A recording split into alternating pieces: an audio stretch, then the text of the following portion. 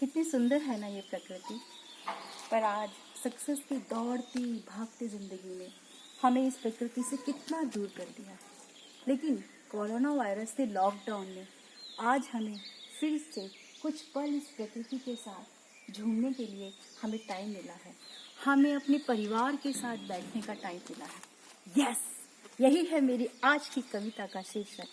Success की इस race में खुद को खुद से मिलाने का वक्त आया है। सक्सेस की इस रेस में कुछ आराम का वक्त आया है।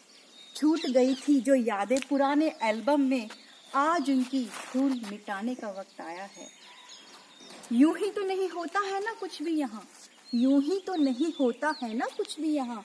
अवश्य ही इस दौड़ती भागती दुनिया पर ईश्वर को तरस आया है। जिस माँ से फोन पे बात करने का वक्त तक नहीं था, आज उनकी गोद में सोने का वक्त आया है। हाँ, बना लो सारी योजनाएं भविष्य की, आज पापा से राय लेने का वक्त आया है। कोशिश करूंगा आने की अगर छुट्टी मिलेगी तो, कहता था मैं तो हमेशा यही बेटे से। पर आज मैंने मेरे बेटे के लिए अपने हाथों से केक बनाया है। सक्सेस की इस रेस में आराम का वक्त आया है। हम तो यूं ही बड़े हो गए थे पापा, आपकी व्यस्तताओं के बीच 2-4 पल आपके साथ क्या बैठे कि आज हमें समझ आ गया आपका ये अंदाज लोगों को क्यों भाया है। न काम भी ज्यादा है, न पैसे भी ज्यादा है, जीवन को चाहिए बस इतना ही। कोरोना ने हमें समझाया है। मिलना, बिछुड़ना, प्यार, रिश्ते, सेवा जैसे शब्द समझ में आने लगे हैं। ये जिंदगी में कैसा ट्विस्ट आया है।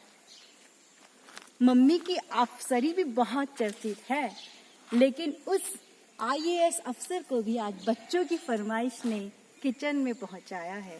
बंद फाइलों में तारीखों के इंतजार को दफनाया है।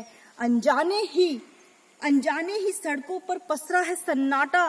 पर्यावरण और ध्वनि प्रदूषण का कितनी सरलता से किया सफाया है।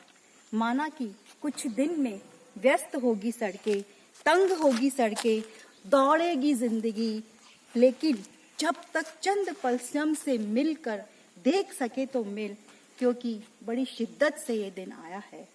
सक्सेस की रेस में कुछ आराम का वक्त आया है।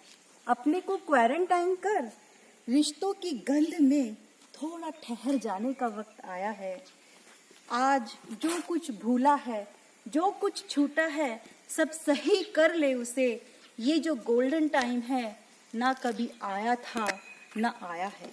सक्सेस की रेस में कुछ आराम का वक्त आया है। घर पर रहकर इस महामारी से लड़कर देश की सेवा में अपना फर्ज निभाने का वक्त आया है। जी ले कुछ पल अपने लिए, खो जाएगा फिर से वही उस व्यस्तता की भीड़ में। कितनी शिद्दत से ईश्वर ने तुझे समझाया है। मुझे तो सक्सेस की इस रेस के लिए यूं लगता है अब कि स्वयं को निखारने का वक्त आया